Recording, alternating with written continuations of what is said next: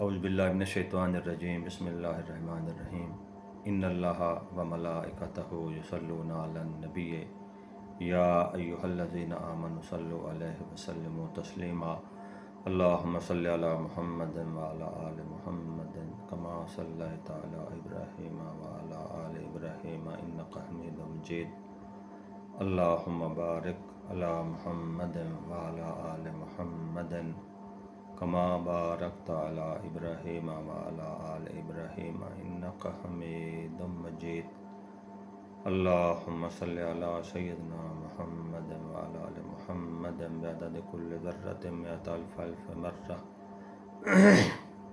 الصلاۃ والسلام علیک یا سیدی یا رسول اللہ وعلی آلک یا سیدی یا حبیب اللہ الصلاۃ والسلام علیک یا سیدی یا رحمت للعالمین وعلی آلک یا سیدی یا شفیع المذنبین الصلاۃ والسلام علیک یا سیدی یا شمس العارفین وعلی آلک یا سیدی یا انیس الغریبین الصلاۃ والسلام علیک یا سیدی یا خاتم النبیین وعلی آلک یا سیدی یا خاتم المرسلین الصلاۃ والسلام علیک یا سیدی یا وسیلتنا فی الدارین وعلی آلک یا سیدی یا صاحب قاب قوسین الصلاۃ والسلام علیک یا سیدی یا محبوب رب المشرقین و رب المغربین وعلی آلک یا سیدی یا جد الحسن والحسین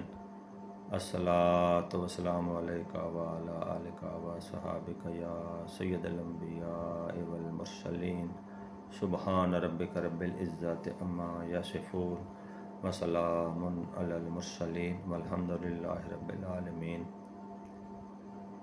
نگاہ عشق و مستی میں وہی اول وہی آخر، وہی قرآن وہی فرقان وہی یاسین وہی طٰہٰ، شوق تیرا گر نہ ہو میری نماز کا امام، میرا قیام بے حجاب میرا سجود بے حجاب، کروں تیرے نام پہ جاں فدا، نہ بس ایک جاں دو جہاں فدا، دو جہاں سے بھی نہیں جی بھرا، کروں کیا کروڑوں جہاں نہیں، بلغ العلا بکمالہ کشفت الدجیٰ بجمالہ، حسنت جمیع خصالہ صلوا علیہ وآلہ۔ السلام علیکم ورحمۃ اللہ وبرکاتہ۔ امید ہے کہ اللہ اور اس کے رسول کے فضل و کرم سے آپ سب ٹھیک ہوں گے۔ آج ہم درس قرآن کے سلسلے میں 25ویں رکوع کی پہلی 7 آیات کی تلاوت کریں گے، ترجمہ دیکھیں گے، تشریح و مفہوم کو سمجھنے کی کوشش کریں گے۔ اس رکوع میں کل 14 آیات مبارکہ ہیں اور ہم انشاءاللہ پہلی 7 آیات کی تلاوت کریں گے، آیت نمبر 197 تا 203۔ اس میں اللہ تبارک و تعالیٰ نے حج کا بیان فرمایا ہے، مناسک حج بیان فرمایا ہے۔ بسم اللہ الرحمن الرحیم۔ الحج اشہر معلومات فمن فرد فیہن الحج فلا رفث ولا فسوق ولا جدال فی الحج وما تفعلوا من خیر یعلمہ اللہ وتزودوا فإن خیر الزاد التقوی واتقون یا اولی الالباب۔ حج کے گنتی کے مہینہ ہیں جو کہ جانے ہوئے ہیں، تو جو ان میں حج کی نیت کرے تو نہ عورتوں کے سامنے صحبت کا تذکرہ کرے، نہ گناہ کرے اور نہ کسی کے ساتھ جھگڑا کرے حج کے دنوں میں، اور تم جو بھلائی کرو اللہ اسے جانتا ہے، اور توشہ ساتھ لو یعنی کہ زاد راہ ساتھ لو کہ سب سے بہتر توشہ پرہیزگاری ہے، اور مجھ سے ڈرتے رہو اے عقل والو اے عقل مندو۔ تو اللہ تبارک و تعالیٰ نے اس آیت میں پہلے تو اللہ نے فرمایا کہ حج کے لیے مہینے مقرر ہیں، یعنی کہ شوال سے لے کر शवाल, ज़िकात और ज़िलहज के पहले 10 दिन। ये हज के महीने मुकर्रर हैं, और जो बंदा इस वक्त में इन महीनों में हज का इरादा करे तो वो क्या करे, औरतों के साथ सोबत का तज़किरा भी ना करे, गुनाह भी ना करे, और किसी से झगड़ा भी ना करे हज के दिनों में। इसका ये हरगिज़ मतलब नहीं है कि हज से पहले या हज करने के बाद वो गुनाह भी करे और झगड़ा भी करता है फिर लोगों से। ये हरगिज़ मतलब नहीं है। गुनाह से हर वक्त बचना चाहिए। गुनाह से बचना भी नेकी है। एक तो है ना, नेक काम करना उसका सवाब है, तो गुनाह से बचना भी सवाब है। और गुनाह से बचने की नेकी का दर्जा आला है, क्योंकि इससे नफ्स की सफाई होती है, नफ्स की मुखालफत होती है। गुनाह से बचना सरासर नफ्स अमारा की मुखालफत है। तो हज के दिनों में लड़ाई झगड़ा भी नहीं करना चाहिए, ज़्यादा राह साथ होना चाहिए। इसलिए हज फ़र्ज़ है साहिब इस्तिताअत पर, तो माली तौर पर भी उसके पास हो, गुंजाइश हो, और जिस्मानी तौर पर भी, सेहत के लिहाज से भी साहिब इस्तिताअत पर हज फ़र्ज़ है। अल्लाह फरमा रहा है कि सबसे अच्छा तोशा, सबसे अच्छा ज़्यादा राह परहेज़गारी है, कि हज के दौरान भी परहेज़गारी इख्तियार करनी है। तो अल्लाह सब करता है कि मुझसे डरते रहो ए अक्ल वालो, ए अक्लमंदो। लैसा अलैकुम जुनाहुन अन तब्तगु फदलम मिन रब्बिकुम फ़ैज़ा अफ़दतुम मिन अरफ़ातिन फ़ज़्कुरुल्लाह इंदल मशअरिल हराम वज़्कुरूहु कमा हदाकुम व इन कुंतुम मिन क़ब्लिही लमिनद्दाल्लीन। तुम पर कुछ गुनाह नहीं कि अपने रब का फ़ज़ल तलाश करो, तो जब अरफात से पलटो तो अल्लाह की याद करो, अल्लाह का ज़िक्र करो मशअर हराम के पास, और उसका ज़िक्र करो जैसे उसने तुम्हें हदायत फरमाई, और बेशक इससे पहले तुम बहके हुए थे। सुभान अल्लाह। अल्लाह ताला फरमाता है कि जब तुम अरफात से पलटो तो अल्लाह का फ़ज़ल तलाश करो से मुराद है कि आप अपना तिजारत कर सकते हैं, रोज़ी कमा सकते हैं, अल्लाह का फ़ज़ल तलाश कर सकते हैं। इसलिए सामान्य तिजारत भी साथ लेकर आप हज पर जा सकते हैं। कुछ लोग इस बात पे एतराज़ करते थे कि हज के दिनों में तिजारत कैसी, तो अल्लाह ताला ने ये आयत नाज़िल फरमाई कि जब तुम अरफात से पलटो तो अपना कारोबारी लेन देन कर सकते हैं। तिजारत करने में कोई हर्ज नहीं, बशर्ते कि हज के अरकान में खलल पैदा ना हो। हज के अरकान में जो फ़राइज़ हैं, वाजिबात हैं, सुन्नत है, उनमें कोई रुकावट पैदा ना हो। मुज़दलिफ़ा में क़याम करना वाजिब है, और वहाँ जो हराम पहाड़ है, मशअर हराम, उसके पास ठहरना अफजल है। अल्लाह फरमाता है फिर अल्लाह का ज़िक्र करो, अल्लाह को याद करो जैसे उसने तुम्हें हदायत फरमाई, जैसे हज़ूर सैयद आलम सल्लल्लाहु अलैहि वसल्लम ने फरमाया, जो आपने दुआएं सिखाईं, वो तकबीरात पढ़ी जाएं, दुआएं मांगी जाएं। जी अल्लाह ताला फरमा रहा है इससे पहले तुम बेशक बहके हुए थे, तुम्हें पता नहीं था। सुम्मा अफ़ीदु मिन हैसो अफ़ादन नासो वस्तगफिरुल्लाह इन्नल्लाह गफ़ूरुर रहीम। ए कुरैशियो, तुम भी वहीं से पलटो, यानी कि मैदान अरफात, जहाँ से लोग पलटते हैं, और अल्लाह से माफ़ी मांगो, बेशक अल्लाह ताला बख्शने वाला, नहायत रहम फरमाने वाला है। कुरैशी जो थे या जो अमीर लोग थे, वो मुज़दलिफ़ा से ही वापस आ जाते थे, मैदान अरफात में नहीं जाते थे। तो अल्लाह ताला ने फरमाया कि तुम भी वहाँ जाओ। मैदान अरफात ये उर्फ़ से है, अरफा उर्फ़ पहचानना। तो हज़रत सैयदा आदम अलैहिस्सलाम और बीबी अम्मा हवा सलामुल्लाह अलैहा की मुलाकात मैदान अरफात में हुई, तो दोनों एक दूसरे को पहचाना, और हाजी वहाँ जाके अपने गुनाहों का इकरार करते हैं, अल्लाह ताला से माफ़ी मांगते हैं। तो अल्लाह ताला सबको हुक्म दे रहा है। यहाँ से एक मुसावात का भी हमें सबक मिलता है कि हज के दौरान भी मुसावात कायम होती है, चाहे अमीर हो, गरीब हो, सब ने एक सा लिबास पहना होता है, और सब ने वही फ़राइज़, वही मनासिक अदा करने होते हैं। गरीबों अमीरों में कोई फ़र्क नहीं। अल्लाह ताला ने अमीरों को भी हुक्म दिया, कुरैशियों को भी हुक्म दिया कि तुम भी میدان عرفات لازم جاؤ. جب جائیں گے تو وہاں سے پلٹیں گے نا. اور اللہ تعالیٰ سے جو پہلے تم نہیں جاتے تھے اس کی اللہ تعالیٰ سے معافی مانگو. تو اللہ تعالیٰ بخشنے والا نہایت رحم فرمانے والا ہے.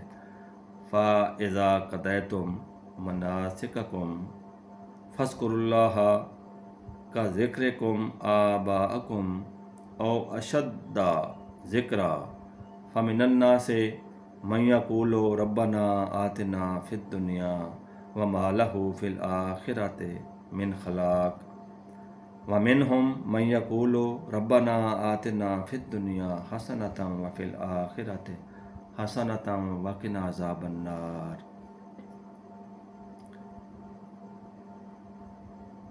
پھر جب اپنے حج کے کام پورے کر چکو تو اللہ کا ذکر کرو جیسے اپنے باپ دادا کا ذکر کرتے تھے، بلکہ اس سے بھی بڑھ کر، اس سے بھی زیادہ اللہ کا ذکر کرو. پھر کوئی آدمی یوں کہتا ہے کہ اے رب ہمارے، ہمیں دنیا میں دے اور آخرت میں اس کا کچھ حصہ نہیں.